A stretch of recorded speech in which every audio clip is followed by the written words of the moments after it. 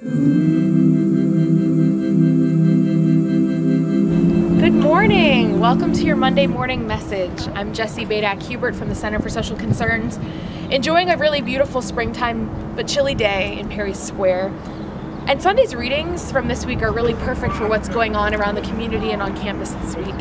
The first reading from Acts, I love this. There's this image of people gathering in the streets. A large number of people gathered from all the towns, bringing the sick and those who were disturbed by unclean spirits, and they were all cured. And I was reflecting on that, and I thought, gosh, like, God totally chose to act in this active community, this community of faith that had so much faith and so much energy that they gathered in the streets.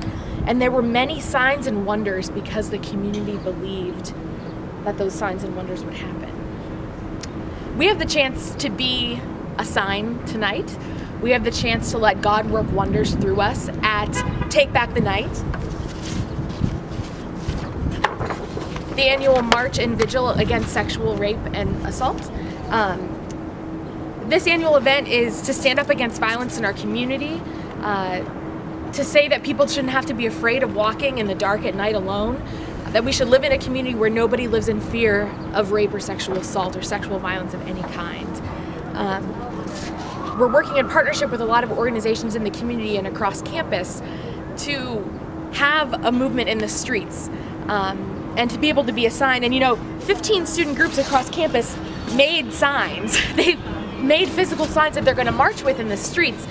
But what I really feel compelled to invite us all to is to ask God, how can you use me that night to be the sign? How can you use me that night in the streets to be a sign for peace in our world?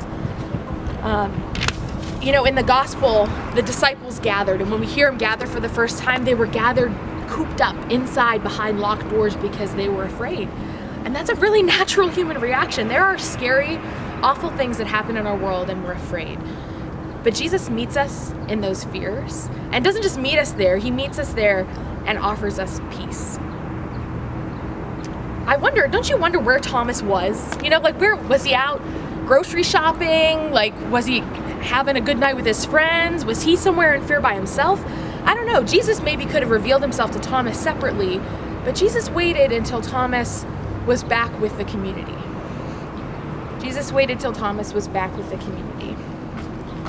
So I invite you tonight to join our Erie community, to join our Gannon community, to join your community of student groups or organizations, folks who made signs like this one, to come out and to support Take Back the Night, and to support your friends, yourself, your loved ones, who maybe have a story to tell about sexual violence in their lives, because those stories can be signs for all of us and a pathway to healing for the risen Christ who himself is wounded, but also your presence can be a sign of hope for the people who are preparing to tell their stories that night at the Speak Out as well. So peace be with all of you, and we look forward to seeing you in the streets, being a sign and looking for God's wonders.